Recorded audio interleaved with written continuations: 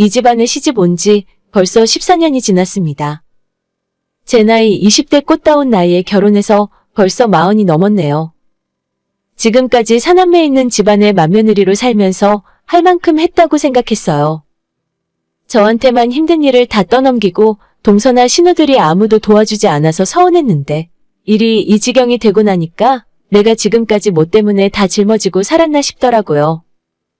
오히려 제게 손가락질하고 저를 욕하는 시댁 식구들을 보면서 저도 이젠 맏며느리 노릇을 그만해야겠다 생각을 하게 되었습니다.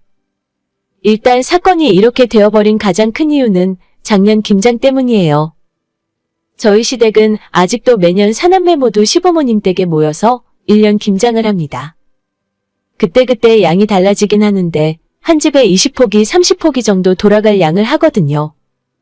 매년 여름 지나고 10월 정도부터 어머님이 올해 김장은 어떻게 해야 하냐고 호들갑을 떨기 시작하시고 온 가족 다 모이라고 신신당부를 하셔서 11월 말쯤에 김장을 하게 됩니다. 반면에 저희 친정은 엄마가 혼자 김장하세요. 저희 친정은 오빠네랑 저랑 둘인데 엄마가 자식들과 며느리 부르지도 않고 말도 없이 혼자 하십니다. 그냥 다 하시고 나서 저랑 오빠한테 김치 가지러 오라고 전화만 한 통 하시는 거죠. 제가 예전부터 도와주겠다고 할 때 부르라고 그렇게 이야기를 해도 아빠랑 둘이 천천히 하면 된다면서 너는 시집가서 너네 시댁 일 챙기기도 힘든데 무슨 친정까지 신경을 쓰냐는 식입니다. 마음 같아서는 시댁 김장은 안 가고 싶고 친정엄마 도와주고 친정김치만 가져다 먹고 싶어요. 저는 남편이랑 중학교 들어간 우리 딸까지 셋이 사는데 친정에서 주는 김치만으로도 사실 셋이 먹기 충분하거든요. 1년 김장을 다 마치고 친정집 김치와 시댁 김치를 같이 집에 가져오면 우리 애는 물론이고 남편까지 친정김치를 먼저 먹습니다. 둘 다 같이 먹으라고 동시에 내놔도 귀신같이 우리 엄마 김치만 골라 먹어요. 시댁에는 저 말고도 딸이 둘이나 더 있고 작은 며느리의 아들들까지 있으니까 저는 빼고 했으면 좋겠는데 하필 맏며느리라서 그게 도리가 아닌 줄은 알고 있습니다. 매년 그렇게 시댁 김장 도와주고 친정에선 가져다 먹기만 했었는데 작년 김장 때는 친정엄마가 몸이 아파서 저랑 오빠한테 도와달라 부탁을 하시더라고요. 우리 엄마도 나이를 먹었구나 싶어서 마음이 서글프기도 하고 당연히 가서 도와야겠다고 생각했습니다. 그런데 하필이면 시댁 김장하는 날과 날짜가 겹쳐서 똑같더라고요. 재료도 다 준비되어 있고 날짜 맞춰서 사람들 모이기로 했는데 저 때문에 다른 날로 바꿀 수 없는 상황이었어요. 남편도 이해를 하고 자기가 시댁 가서 도와드릴 테니까 저는 친정으로 가라고 했어요. 일단 시어머니한테 전화해서 일이 이렇게 됐다고 죄송하다 전화를 드리고 올해는 친정엄마 김장을 도와드려야겠다 말씀드렸습니다. 우리 엄마 몸이 편찮아서 제가 도와드리러 가야겠다고 하는데도 전화기 너머로 들리는 시어머니의 목소리는 별로 좋게 들리진 않더라고요. 그래? 그렇다면 가야지 뭐 별 수 있겠니? 어차피 시댁에 제가 안 가도 사람은 많은데 이렇게 서운한 티를 내시는 게 조금 섭섭했어요.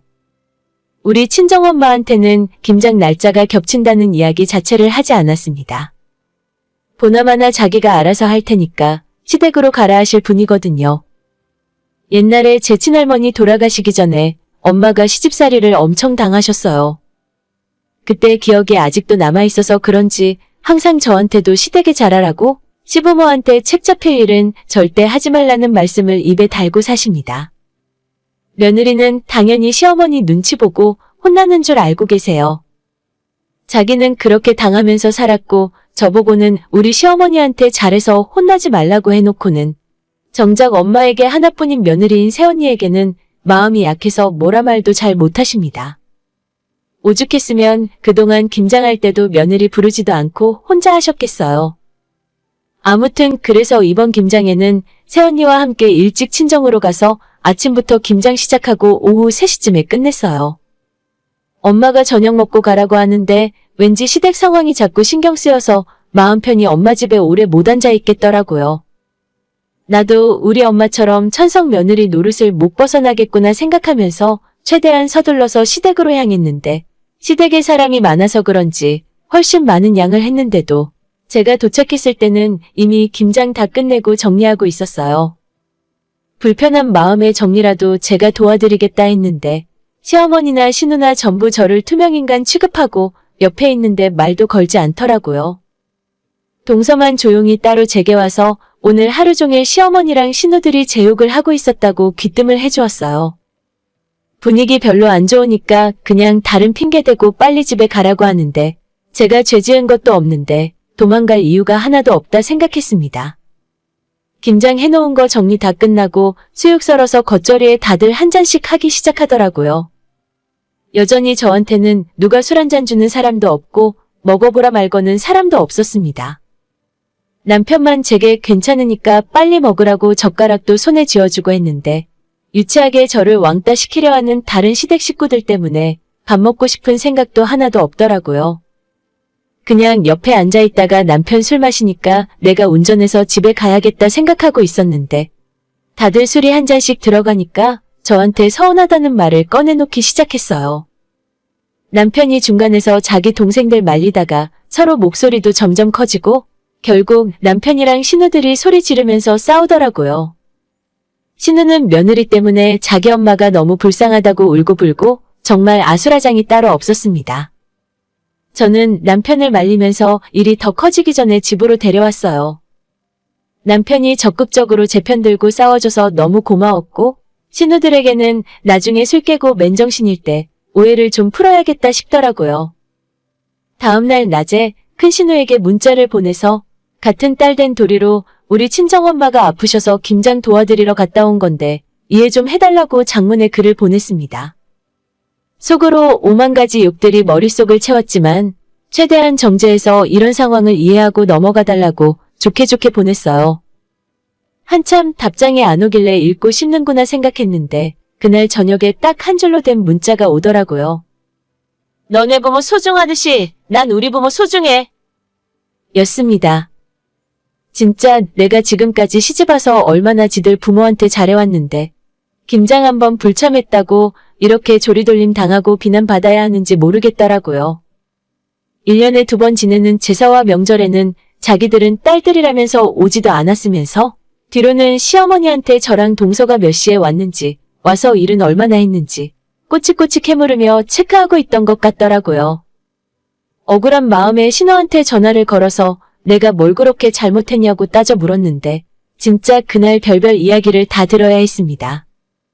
수년 전에 시어머니가 간단한 수술하시고 병원에 일주일 입원해 있던 적이 있는데 저는 맞벌이하는 사람이라 첫날 입원했을 때 한번 찾아뵙고 주말에 한번 찾아갔었거든요.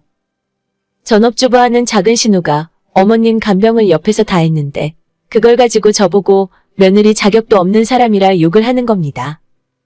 처음부터 제가 별로 마음에 안 들었다느니 가까이 살면서 자주 찾아뵙지도 않는다는데 제가 신우보다 시부모님 모시고 외식도 더 많이 하고 계절마다 백화점 모시고 다니면서 옷도 한 벌씩 사드렸어요.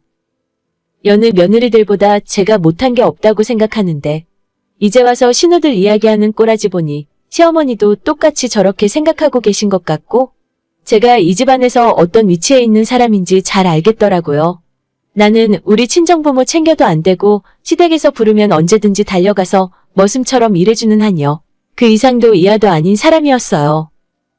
친정엄마가 시부모에게 잘하라는 말도 있고 어차피 사랑해서 사는 내 남편의 부모니까 인간적으로 잘해드리려고 노력했는데 그 집에선 저를 공짜로 일하는 사람 정도로만 생각했구나 싶어 없던 정도 다 떨어졌어요. 신우 전화를 끊고 남편에게 신우한테 들은 이런 이야기 다 하면서 나는 집안 맏며느리로 책임감 있게 살아온 것 같은데 당신 가족들에게 이런 소리 듣고 싶지 않다고 해도 욕먹고 안 해도 욕먹을 거라면 앞으로는 시댁을 없는 사람 치겠다 했습니다. 남편도 자기 동생들과 엄마가 그렇게까지 생각하고 있을 줄은 몰랐는지 큰 충격을 받았고 며칠 고민에 빠져서 살다가 앞으로 저랑 우리 딸은 시댁에 가지 말라고 했어요. 본인은 아들이니까 아들 도리를 다 할 텐데 자기 식구들이 저한테 그런 생각을 갖고 있다면 더 이상 며느리 노릇 안 해도 된다 하더라고요. 남편 대답을 듣고 큰신우에게 전화 걸어서 나도 너가 네 부모 소중하듯이 내 부모가 더 소중하고 먼저라고 이야기했어요. 앞으로 나는 내 부모 챙기고 살 테니 너는 너 부모 챙기고 살자고 해도 욕먹고 안 해도 욕먹으니까 이제부터 아무것도 며느리 노릇 안 하겠다 선언했습니다. 뒤에서 욕을 하던 제 앞에 찾아와서 욕을 하든 마음대로 해보라고 했어요. 저보고 미쳤냐고 무슨 이런 며느리가 다 있냐고 하는데 더 이상 시댁 사람들에게는 미안한 마음이 들지 않더라고요. 그렇게 엎어버리고 나니 속이 시원하고 뻥 뚫리는 기분이 들었습니다. 왜 진작 이렇게 하지 않았나 싶기도 하면서 내가 지금까지 스스로에게 부끄럽지 않도록 맏며느리 역할을 해왔으니 이젠 그만해도 된다 싶은 마음도 있었어요. 신우 전화를 끊고 한참 뒤에 시어머니한테 전화가 왔는데 그냥 안 받았습니다. 전화 받아봐야 뻔한 이야기 하실 거고 앞으로 저한테 할 말이 있으면 남편 통해서 하시겠죠. 친정엄마가 몸이 아파서 도와드리러 간다고 하는데도 이 정도 반응인데 앞으로 얼굴 안 보고 살자고 했으니까 얼마나 펄펄 뛰실지 상상이 갑니다. 그러던지 말던지 이젠 눈치 안 보고 살려고요. 명절에도 남편만 시댁 보내고 저는 딸이랑 친정 가서 우리 엄마 아빠랑 시간 보낼 거예요. 공짜로 14년이나 저를 부려먹었으면 퇴직금을 주지는 못할 망정 욕은 그만 좀 하셨으면 좋겠습니다. 오늘의 제 이야기는 여기까지입니다. 끝까지 들어주셔서 정말 감사드려요. 다들 행복하시고 좋은 하루 보내시길 바랍니다.